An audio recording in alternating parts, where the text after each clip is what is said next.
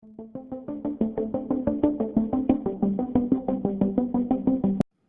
there! Welcome to Sneaking in the Green Room.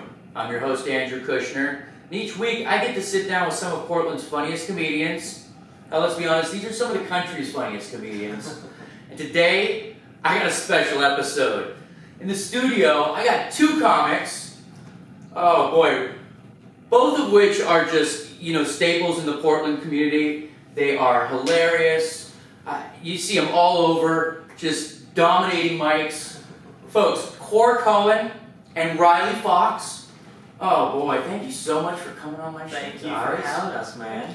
This is a treat and a pleasure of mine. Yeah, definitely an honor. What are you doing here? First off, how did I convince you both to be here? Plus, the purple couches. You definitely want to get a shower when you go home. 'Cause I don't know if these have been cleaned in years. The back of my jacket's gonna be all sticky when I stand up. Yeah, it's Put your hand and you try to rip it away and just go. You're like, oh yeah. Yeah, no, there is definitely major DNA on these couches, and eventually we'll bring a black light in here when I'm never gonna sit on. Maybe there'll be a little bit more when I leave. Hey. Ooh, that's a good thought. Well, guys, I'm control. Now that's a show right there. I want to find out about you two because you're kind of like these. There's a mystery to you two. I don't see you too often out there, and you kind of seem to be doing work in another state at times. And so, let's start with you, Coor. Tell me about yourself. Where are you from? I was born in Minneapolis. I've lived all over the country. I've lived in 22 cities. Wow. And most of them not as an adult. I've only lived in a couple of cities as an adult. And then, I started writing comedy in Nashville, and then started really honing in on performing in Knoxville. They have a really Tennessee. they have a really tight stand-up community there. And then just did a festival with somebody who encouraged me to relocate to Portland, and then you were contacted by. Now, how long ago was this? This was like 2 years ago. Well, I guess like It was 3.5 years ago. It was about 3. You're still very fresh then. Yeah. And then we just asked. They asked what Nashville comedy was like, and we asked what Portland comedy was like, and he said, "Sell everything and move tomorrow." And we did not do that. We waited a year before we sold everything. And so I can hear you're from Tennessee as well. Or you guys met in Tennessee? Yeah, I was. Where were you born? I was born in Texas, and then I moved to Nashville when I was like 5 or 6, and then I grew up there. So my roots are very Nashville, Tennessee. So like I then went to school there. I started doing stand up there. University of Tennessee, or where'd you go? Yeah, I went to University of Tennessee. Volunteer? I did, yeah. So Knoxville, that was sort of where our paths crossed eventually. Drunken birthday party hats. Yeah. So doing comedy in Nashville for me, and then when I was in college, I started doing comedy in Knoxville, where their scene was just kind of beginning to grow. And I kind of helped establish a little bit of that sort of in the earlier days. And then we packed up and moved out here about 3 years ago. Yeah. 2 years ago. Yeah. There's a movie here. It's got like a movie feel to it, like two comics meeting in Tennessee, moving to Portland. Yeah. So, I take it you guys met at like open mics, or? No, we did a show together in Nashville. Yeah, we did a couple of shows together. Never met. Yeah, before we actually really knew each other, just sort of in passing, and then. This was pre-Facebook, so. Oh yeah. we didn't have the internet's help, and then I went to Tampa for like a year and a half. I did some soul searching because I was going to be a stockbroker. I wasn't sure what was happening. Stockbroker. It's a long story. Wow. Yeah, we don't have time We for won't that. get into that. I decided that I wanted to have a soul and be a comic instead. And my parents were very disappointed. Cohen, that's a Jewish name if I'm not mistaken, right? Oh yeah, it's. I'm a Jew also. So yeah, I can imagine telling your parents going into comedy is not their greatest. They're just always disappointed, I I have agree. 11 siblings, so Wow, 11 spanning siblings. many decades. My dad is a well-versed man in disappointment, and just having his dreams shattered. So, Oh. you know, he was pretty used to it by the time so we by the time you came around, he had already been disappointed by everybody, so he was just like, alright. We actually met at a roast of a friend of mine, and you were not on the dais. I wasn't on the dais. I wasn't on the there dais. Just to check it out. Which is funny because both of us were the best comics in the fucking room that were on the dais. And then I was pretty drunk and totally accidentally insulted you. And then you're like, no, I'm a comedian. Because I was like, it's not hard, just make fun of people. I was like, I'm just not a dick. Yeah, she's like, why are you on the dais? Like, you just go up and just like say mean things. Like, well, yeah, but you gotta like come up with stuff beforehand. You can't just wing it necessarily. So, was he heckling you? Did he? I mean, was there some sort of situation like that? Because I'm trying to come up with a movie idea right now. No, we just met. This show's just gonna turn to our pitch meeting by the end of it. Yeah. That's what We just met. I was intoxicated / charming by being very blunt and challenging. And he was a gentleman, right? He was a very nice gentleman. Yeah, I think I insulted like you, your dog, your favorite comic, and your favorite band. Like within 5 minutes of meeting. Before the show even That's started. how you get a lasting, healthy relationship. Alright, that's the way. First impression. So, let's get this clear. You guys are a relationship. You are a couple, a comedy couple, a force. What is it? A force? Forced to be reckoned with. I guess. I was going to say a power couple or something like that. It's nice. Yeah. That is, and I mean, do you find that difficult? Do you really enjoy each other's comedy? Or is there times when you're like, I don't want to hear his jokes? Do you guys play off each other? Are you constantly like Yeah, we're jokes at obnoxious. each other? Yeah, we're super obnoxious. Oh yeah, Yeah. like in our house, it's like just constantly we're just being ridiculous and just trying to make each other laugh like idiots or like being silent. yeah, or just being like silent and just like not saying anything. There are really like two helps, tones though. in our house. There's like silence and laughter, and I think that's pretty much it. Like there's not a whole lot else going on. But it is weird, like for when people, because I think a lot of times like people like make it out to be like more than it is, and we had a hard time initially. Yeah, because I like getting books separately was difficult because like we both have a very similar kind of voice. And we work well together. Like if we do shows together, it flows very well because we kind of have similar backgrounds, similar voices, and we just kind of like similar but different, and so it plays really nicely together. And I've seen you two together, and it was wonderful. Yeah. No, you guys are hilarious. Well, it's hard to like follow like it's hard to follow like political satire and like literature jokes with like, and now I'm gonna talk about farts and dicks for 25 minutes. Get ready, y'all.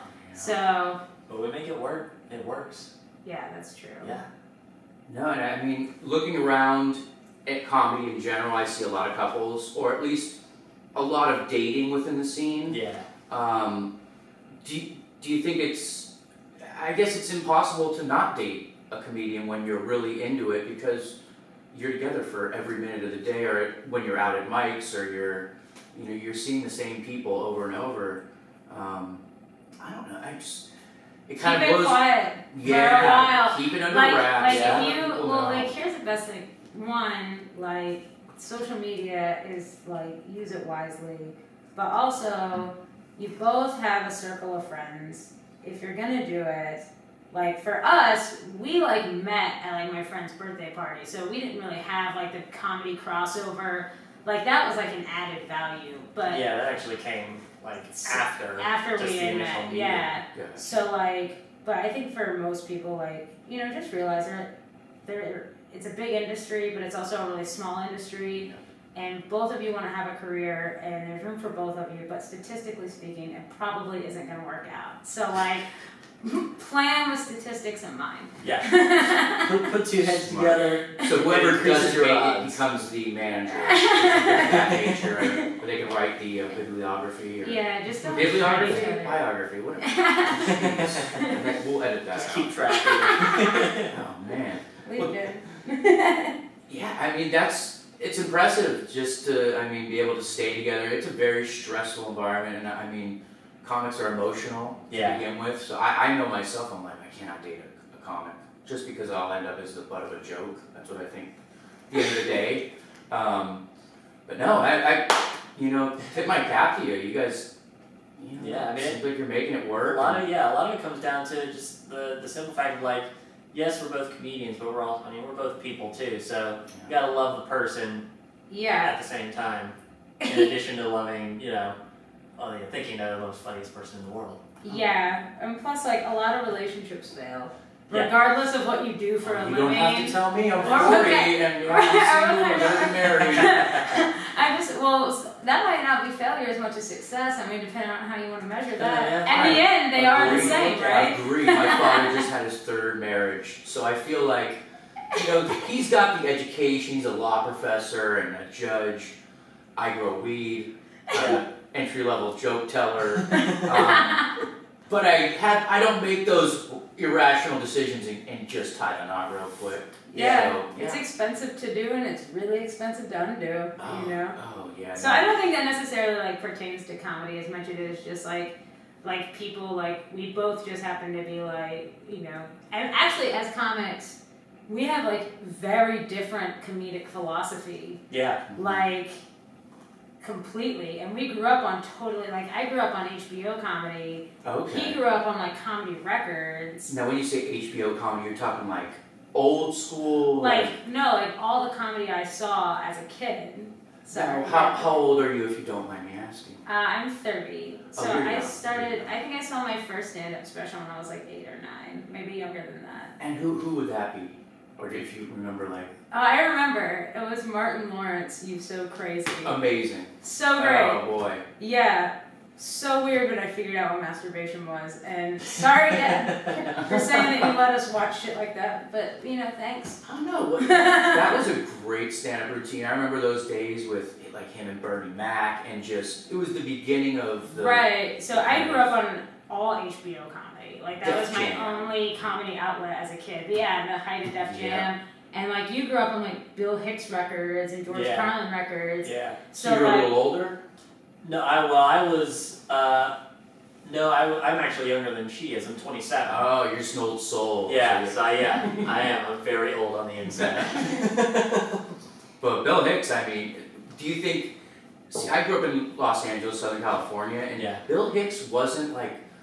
We didn't know about him. I was big into comedy. I mean, Carlin and, He's a very kind of like hidden treasure where like most people who are casual comedy fans like probably more now know about it just because of like the legacy of Bill Hicks, so to speak, but definitely like back then when he was alive, even when he was alive, he was like unknown in the States. Yeah, I feel like he was blacklisted or something was going on. I guess he was bashing on Bush and maybe people were afraid to hire him. Yeah, I don't know what it was, but it was weird because... See that? Yeah, I'm sure that had something to do with it. But it was weird because at that time, if you read up on it, at that time, he was unknown in the States, but then he would go and tour the UK, and he'd be packing stadiums. Huge. Yeah. Packing Canada, I've stadiums. seen a show of his where Huge he's dominating. audiences. Oh man, I said dominating me again. What's my brain today? I'm in some BDSM mode or something.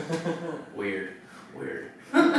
But so you grew up on the HBO comedy, and you were more the political kind of. Gotcha. Yeah, so I look at comedy more like I'm an entertainer. I have a responsibility to entertain the audience being a comic. You do not. I ascribe more to the idea of I'm an artist. I have something I want to say. You're more of an educational, you're kind more of, I I have a point that I want to make about topic A. What's or the Carlin topic B. quote that you really that sums up yeah. your philosophy? George Carlin, he used to say this thing that would sum up sort of his comedic philosophy, where he would say, I treat shows this way. He said, I'm here for me, you're here for me, no one's here for you. I like that. Yeah. That is true. So that's been really beneficial, I think, in developing our own work, because I definitely, especially in the past couple of years, have developed more of that no, this is what I'm gonna say because I feel like saying it, and I'll do my best to make it entertaining. Yeah. And if you come on board, great. And if you don't, well, it's not for you anyway. And then I think you've really... And I've lightened up a bit. Yeah.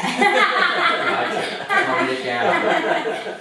So yeah, it's nice that like our different philosophies have kind of like influenced each other at the, at the Do you same think time. you've kind of changed your perception for being more relatable, or is it just getting older and having more? I think it's probably a combination of the two because yeah, like I mean I started doing stand-up when I was 19, and it's like Wow. I was a 19-year-old. Like who cares what a 19-year-old has to say about anything? Yeah, first of all. that's true. So I'm so glad I'm 30. I'm like, yes!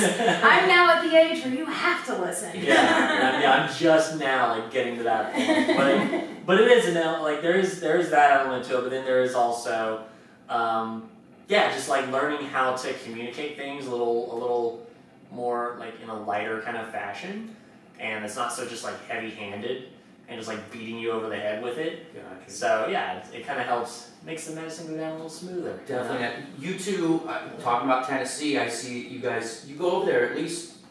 I saw this year you were there recently. No, Or we just- ended up canceling We our... were supposed to, Oh. and things fell through and didn't work out. But Yeah. but hopefully, sometime in the spring-ish, we're looking at going back and doing some big shows out Maybe, there. yeah.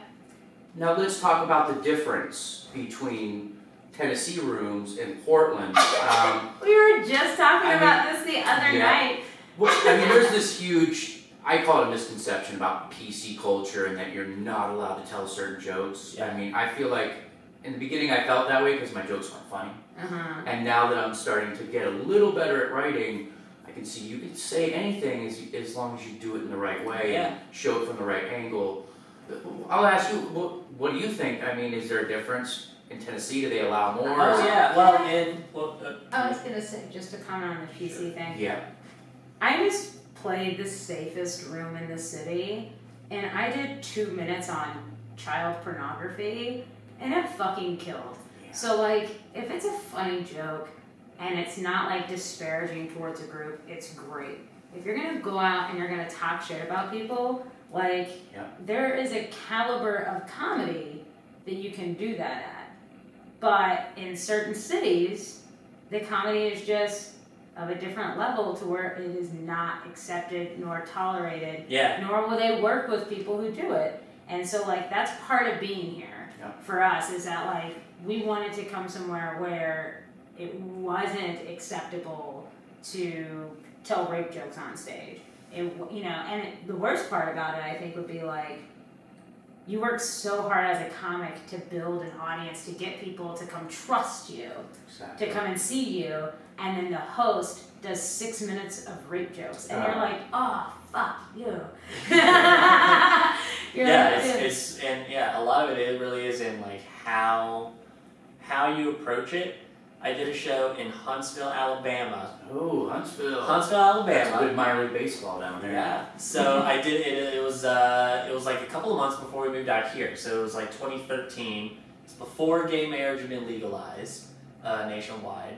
I did a pro gay marriage joke down there, and the audience was just like, yeah, like they were totally on board with it. And I'm like, well, if you can make a crowd in Huntsville, Alabama, okay with a joke supporting gay marriage, there's always a way. Yeah. No, I think it's really about, being more intellectual, or at least taking the time to see who you're affecting with your joke. I think for a long time I was just telling jokes to see what would get laughs, versus here's my audience. Do I really want to offend people? At the end of the day, do I want the shittiest guy in the crowd coming up to me saying, "You rock, man"? It's like, no, I don't, Right. Yeah. And so that's where it's taken me 6 months to kind of see the difference, and it's starting to change. I think the baseline, we were just talking about this, like the baseline of comics in the South is a lot different though. Like in Portland, you have phenomenal comics. But then you have like the lower 10% of open micers is like the roughest comedy you've ever seen in your life. Like it's like literally torture at times. You have to tell me It is. every night. But like in say Knoxville, for example, there isn't such a big huge gap in talent. Like the baseline of comics is pretty solid to the point of people who are like kind of below like whatever that level is tend to not really stick around for very long. Yeah. Which can be a good thing or a bad thing, I don't really know. But we were just notating that because we did a bunch of mics. We did like, I don't know, probably not a bunch for Portland. We did like 6 mics in like 3 days or something like that. And like, that was totally our takeaway was, damn, like the comics that are bad here are still decent. I mean, yeah, like it's or, very, are we talking about Portland again? well, I was saying the comics, yeah, are important, like that are really bad are like holy shit bad, but like comics like in the South are like at least have a level of like being able to kind of like maintain or at least excuse themselves when they know that they're like eating shit. Maybe that's like the other thing too. No, and I think I don't know if it's a big city. There's so much to be said for a little bit of self-awareness. Like, okay, I'm eating shit. I think I'll wrap up here. No, I see it all the time where, a minute into eating shit, you can just see it in their face, like they refuse to quit and they just keep trying and they won't leave the stage until the music plays. It's tough, yeah. Sitting through 2 hours of open mics, I mean, at like Brody, which I love, great place, but you're right, the lower 10%, it is, it's scary sometimes. Like, oh boy, who gave them and the hecklers courage? Here. Yeah, the hecklers here are getting like at least in the South when people heckle, they put forth like some effort into it, or like you said something that genuinely offended them on a core level and they've been drinking Jack Daniels since noon and it's time that they told you. Fine, fair enough. Like that level of heckler I can handle.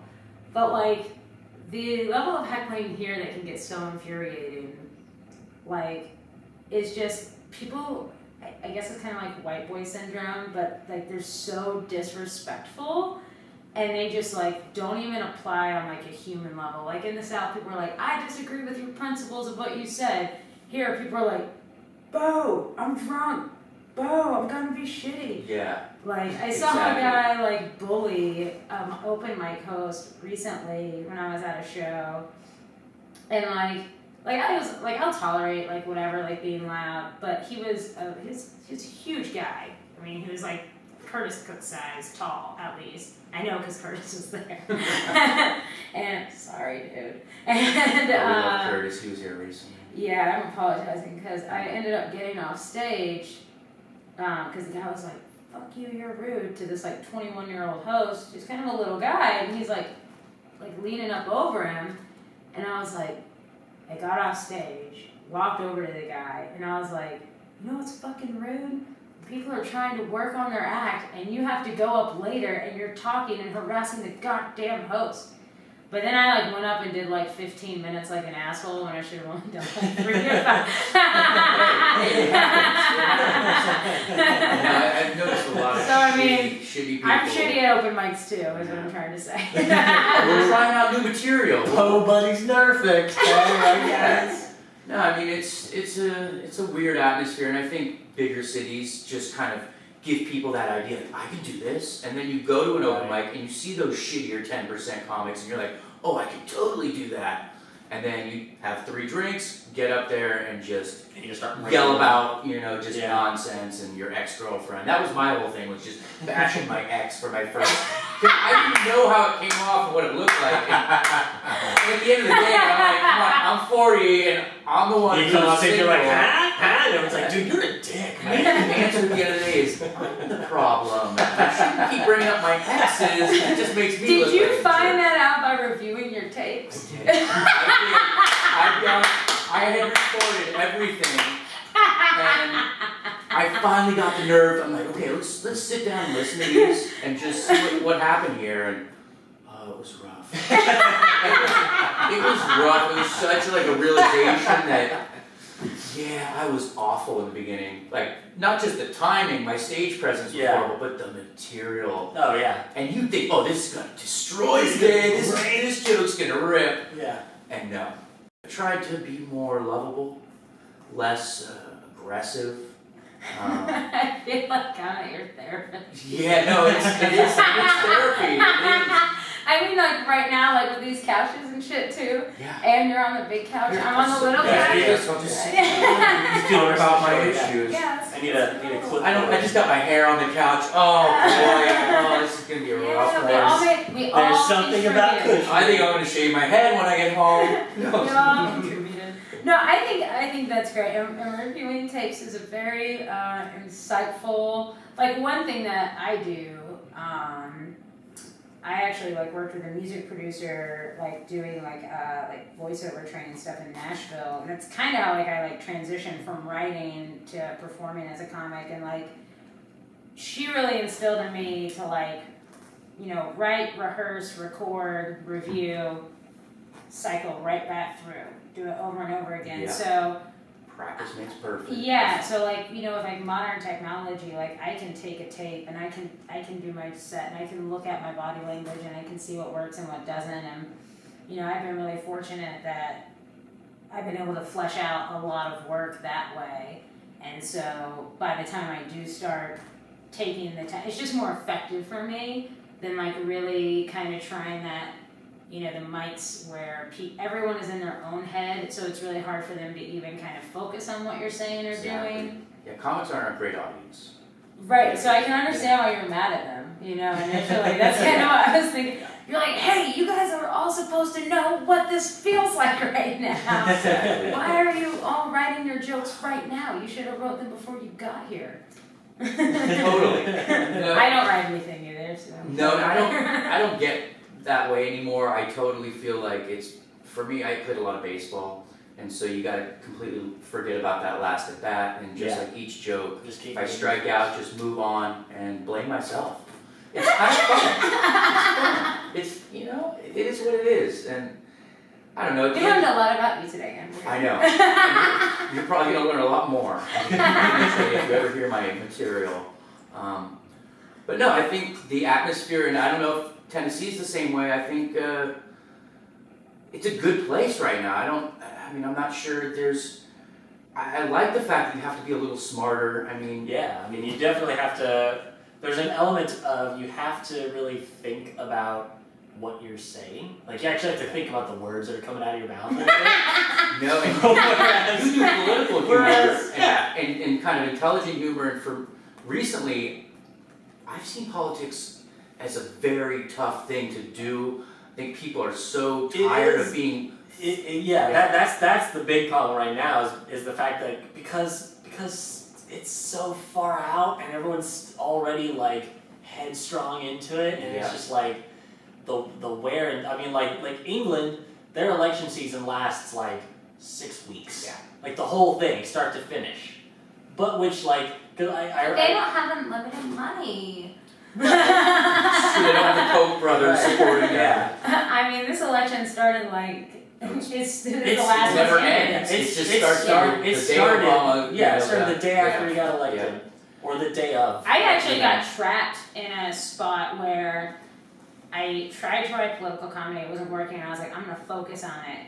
And then what happened is my material became trapped in the cycle. So like, because you're writing political stuff, the cycle goes on 24 hours a day. Oh yeah. And it moves so quickly. And it moves so like quick. A week later. The shelf life of the joke, it's done. So Yeah. like transitioning out of that, like I've been trying to steer clear of it as much as possible, but I consume an obscene amount of news media a day. Yeah. I mean, like, I'd say like 80% of my waking life, I have like some form of news media that's not like BuzzFeed that I'm consuming. Yeah, my thing is just even with like political stuff that I have, I always try to go less. It's less about the names involved as much as it is like what they're doing or what the overall issue is. Gotcha. And that's kind of the angle that I got it, because the issues are never going to go away. Right. There's always going to be fights about this. That's thing why or that Garland's thing or relevant. whatever. Yeah, I mean, that's why. It's the only thing that changes are the names of the people who are fighting about it. Exactly, and I think people are tired of it just because media, and if you just turn on CNN, Oh yeah. you're just hearing bashing of Trump, of Hillary Clinton all day, and I think if you go to a comedy show these days, you're like, I kind of want to get away from that, just the political. Yeah, unless you're also just like hardcore into it. It's like if you're not, then it's just really exhausting. Exactly. If you're tuning into Daily Show, then you're there to watch political humor. Yeah. So, no, I think it's got to be tough. I've tried it and it doesn't work for me just because I'm not smart enough to write it. But You played a lot of baseball. I did. I played a lot. I've been hit many times today. Took a lot of meatballs there. I did. Oh boy. It's either abs or adjectives most of the time. I never had abs. I mean, Well, when I was 12. we're gonna say that you did. Well, when I was We're gonna 12, say I that you was. do. I had a six-pack. I was Yeah. ripped, and then Rewrite went history downhill right now. after that. Yeah, my life took a bad turn. It's a long story. I put on a lot of weight in junior high, and went through that period. Oh shit, we shouldn't have laughed like that we did. Yeah, I'm gonna go home and cry. Just reopen all the wounds. Here comes my bulimia again. That's not even funny. No, I'm good. No, I'm kidding. Well, guys, we're already getting like close to 30 minutes here, so it flew by. Yeah. There's so much more I want to discuss with you. I mean, I know you said you're about to embark on a road trip at some point this year? At some point. Or this next year? Next year, 2016. Well, I guess it'll be this year when this airs. So. Technically, yeah. So yeah, I think we will. We're looking to go back to Tennessee probably sometime in the spring, and then we may like throw together like a little run around. The I honestly don't care to like go work in Tennessee simply because of the fact that like I don't really feel like seeing any of my relatives. So like, if there are other shows in better cities, I'm probably going there. Just want to look right at the camera. Oh yeah, she's got the fire right now, dude. Do not mess with Coor. If I can afford LA, New York, or New Orleans, I think I'd like to take a trip there. Yeah. Oh, yeah. Yeah, I think that's something we haven't discussed. I should probably let you know. It's all in the works. It's all in the works. Oh man, well this has been fun, and I truly appreciate you coming on and just discussing comedy with me. Yeah, this is thank you for having us. And you know what, my idea for the show was just to give the newer comic, myself, a chance to discuss real comedy with real comics and find out, the Sorry we let you down. don'ts. No, you guys have ripped it. I want to let them know, how can they find you? Social media, do you have a Facebook page, a website? Yeah, follow me on Twitter at Coor Cohen. That's COORCOHEN. If you're a doofus and you don't know how to You spell got it. anything big going on, let's say late January? I'm going to be doing Control Yourself, Oh yeah. with Joy and Shirley Showcase. Amazing showcase. I'm going to be, I need that tape, so if you have a good laugh, show up, be quiet. And I will. No, we don't care about you, Riley. Yeah. No, I'm joking. Riley, where can we find you? Andrew and I are having a moment. My website is it's RileyFoxComedy.com. My Twitter is at Riley_Fox. Make sure you get the underscore, otherwise you'll talk to a 13-year-old girl about Justin Bieber for a while. So It's Riley's other girlfriend. yeah, and then I'll be down in Salem at the Capital City Theater. I think it's January 29th. I think. Is that for your Rush concert? Because don't you play in the band? Am I confusing you with a different Riley Fox? No, I play under the pseudonym of Neil Peart Yeah. in the band Rush. That's what it is. Now with his pending retirement, they might. Actually be like, hey Riley. Maybe they'll be on that Wu-Tang is Forever, just adding members like later on, Ooh, there as you they go. die. There we go. It'll be like In Excess when they got that. The Filipino kid who was Yeah. Was that In Excess or am I? No. Journey. Yeah. Journey, I'm confusing. Jeez, just this is becoming Steve Perry left. Yeah. Jeez. Well, guys, thank you so much. I wish you the best in the future, and man, I can't wait to see you doing huge things. And yeah, we'll look for you on Comedy Central. Thank you. Absolutely. Thanks, I will too. Coor, thank Pleasure. you. Riley. Folks, it's been another great episode. Make sure to go out and see these two, because they're just blowing up. And thanks again for tuning in. See you next week.